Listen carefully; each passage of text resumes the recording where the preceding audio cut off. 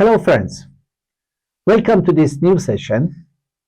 We are going to discuss about redefining leadership. So there are some questions that can help us to begin redefining the meaning of true leadership, which is necessary for today.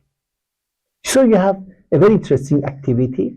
You please carry it out. You can do it with your learning partner. There are a few questions. The activity is about leadership, present and future. The activity asks us to think and write such words that represent bad leadership today. Example of some of these words are suppose control, a leader who likes to be in full control of everything, impose, and so on. These are not adequate leaders for today. These are the type of leadership of the past. The second question is that there are some behaviors and actions that when somebody does it, they give inspiration to others to act also in noble manners. For example, to assist. Now, when suppose I see somebody assisting somebody else, I also get inspired to assist. So your action, your behavior of assisting others can inspire me. Or for example, to sacrifice personal gains in favor of others. Again, that inspires others. There have been examples of self-sacrifice which have really inspired other members of the society to arise and do something wonderful for the society. Or the act of unifying the people rather than creating disunity and conflict. If you unify the people, again, this is a very inspiring action. So you are invited here to think of a few such words and write them on your notepad.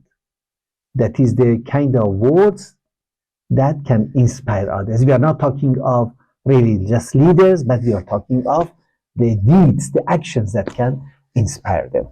There's a third activity, third question, that together with your co-learner, please write one or more paragraphs about a leadership that cannot help humanity to reach maturity today. That is a kind of negative, corrupt leadership that we said you identified some characteristics. Now you write a paragraph. This kind of leadership that cannot mobilize mankind to build a better society or a world civilization. When we say write a paragraph, I'm sure you know a paragraph is not bullet points. It is a composition of a few sentences where you prove something with your argument, with your statements, with your sentences in that paragraph. So this is the kind of paragraph you are expected to write. After doing that, then again consult with your learning partner and write one or two paragraphs about such moral values and standards that can help humanity as a whole to arise and make a new and better society. So what are those standards? What are those human values that enable us, masses of people, to get up and build a better society? Now, in this course of fostering personal development and social progress, we all will try to acquire the qualities, the attributes of a leader who is a real servant of humanity. That is what we say by redefining leadership. So a leader is today who is a servant of humanity. To succeed and to be an effective leader of this kind, our words and actions should have some influence on society. If they don't have influence, then how are we going to lead? Now, what kind of influence? For example, we should bring joy and inspiration to others. So we have to develop that ability to become the source of joy to other people, to become the source of inspiration to other people. Secondly, our uprightness uprightness, our honesty, our truthfulness, they should be so noticeable that it proves to others that moral principles are valid and they are right. Because very often you hear people say, no, no, these values cannot be practiced. They are not for today. So we should prove it with our deeds and actions that yes, truthfulness is right, it works. Honesty is right, it works. So this is the kind of leader that we should become. Then our thoughts and feelings should remove conflicts from among the people. Not that it should cause conflict, not that after our lecture people should start fighting with each other. No, we want, if there is fight, we should be able to resolve it, to remove the conflicts, whether it is small or big.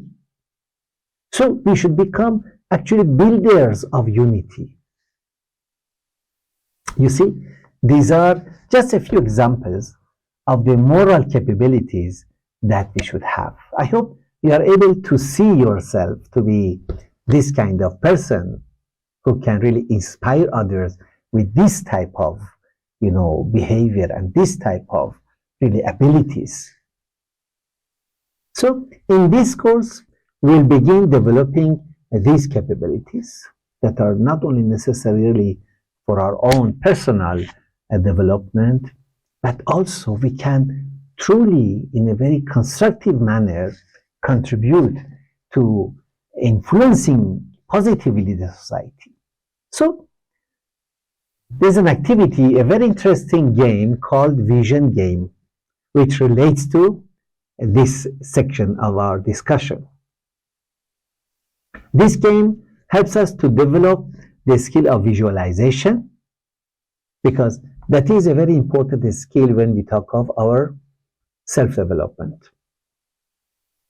Whether it is personal development or building capability, visualization is a skill that we need to develop. You can read the appendix about this skill in your study material. But actually, when we are born as children, we as infants, as kids, we all have got great amount of visualization and imagination. But then gradually, as we grow up, we start losing the power of imagination. If you notice when the kids play, wow, it's full of imagination, But then as we grow up, somehow we start thinking in a uniform direction, in a, single dimension. We see the rest we don't see. So it's important that we revive the skill of visualization. So this is the game. The description is there in your study material. Please go through it. Play that game. You can do it with your even family members, with your co-learners, with the other students of your classmates. You will enjoy it. And then there is another activity, the words that relate to leadership. Again, the description is given there in your material. Thank you very much.